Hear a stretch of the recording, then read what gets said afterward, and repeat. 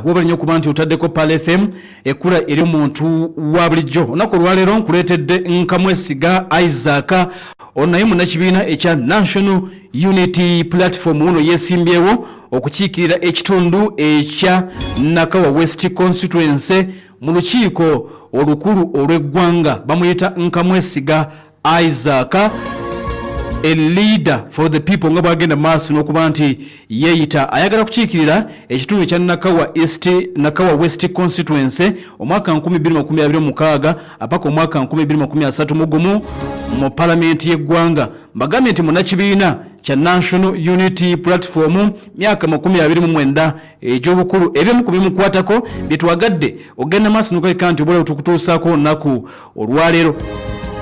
Yazaalibwa mu December omwaka 1996 ekitundu bakiyita Kanyondo Village, Lujumbura County, District ey'e Rukungiri mu Western Uganda oba mu bugwanjuba obw'eggwanga.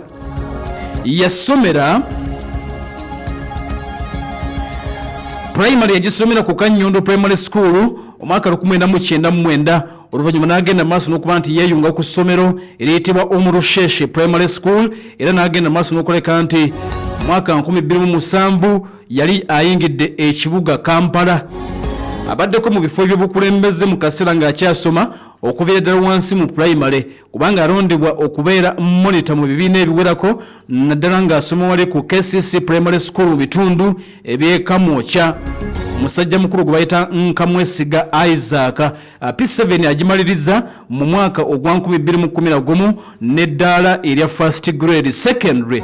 Yegatta ku Kololo Senior Secondary School mwaka 2012 yagenda maaso n'okuleka nti era yeetaba wakati mu bukulembeze omuli okubeera class counselor, okubeera scout speaker era n'okubeerako mu bifo eby'enjawulo eby'obukulembeze wakati ng'asoma wakati w'omwaka 2014 n'omwaka ogwa 2015 senior eyokusatu ne senior eyokuna.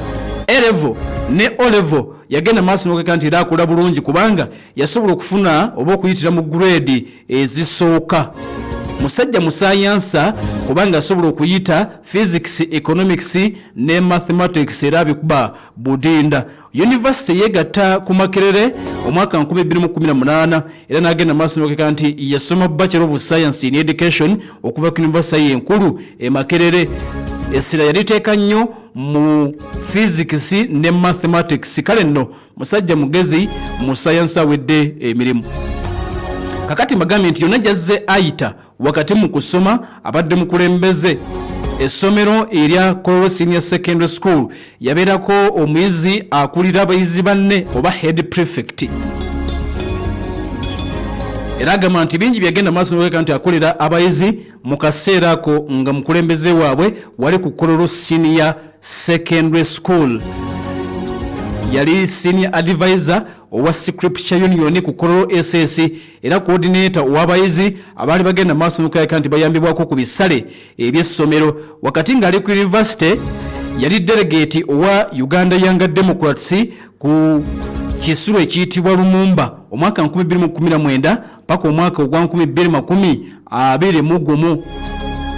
Musajja mukozi era ye CEO owa company eyitibwa Monrovit Marketing Company. Negenda maaso n'okuyigiriza abavubuka okubaako emirimu gye bayiga egy'omutwe ate era n'okuba nti erina beegenda maaso n'okuba nti ekozesa abawerako. Manifesto ye Nkamwesiga Isaac agamba nti singa ekibiina kya NUP kinaagenda maaso n'okuleka nti obaoliawo kivaayo ne kimuwandako eddusu akikwatira bendera mu Nakawa West Constituency, agamba nti wakugenda nnyo maaso n'okulabika nti obaoliawo abantu abakiikirira bulungi n'okulaba nga alwanirira eddembe lyabwe mu kaseera kano. Ab'e Nakawa basuubiza bino okubakiikirira obulungi mu palamenti y'eggwanga okutuusa obulungi amaloboozi gaabwe nga tafudde ku kikula kyabwe oba kyonna kye bali.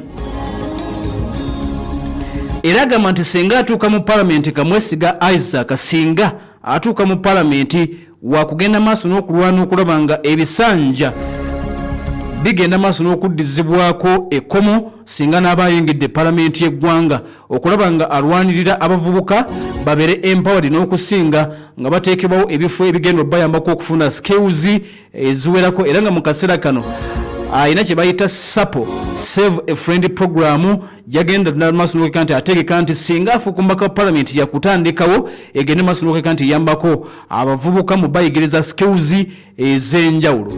Kakati agamba nti era singa atuuka mu palamenti y'eggwanga wakulwanirira abatembeeyi n'okusinga mu kitundu ekya Nakawa West Constituency abagibwako ebyabwe ate ne bibula nti abatembeeyi bangi abagibwako ebyabwe olw'omala ne bigenda maaso ate n'okuba nti bibula mu mikono gy'abakuumaddembe. Agamba nti ebyo birina okugenda maaso n'okuba nti bibaddizibwa mu kaseera kano era agamba nti singa afuuka omubaka w'ekitundu ekyo wakulwana okulaba nti abantu abawerako n'okusinga batalina mwasirizi bafuna ebyenjigiriza nga byabwereere okulaba nti ebyobulamu bigenda maaso n'okuyitimuka bibeere byabwereere n'okusinga era bamufuna mpola n'okulaba nti abatuuze tebagenda maaso n'okuleka nti obulamu banyenyuutibwa enteekateeka eza gavumenti.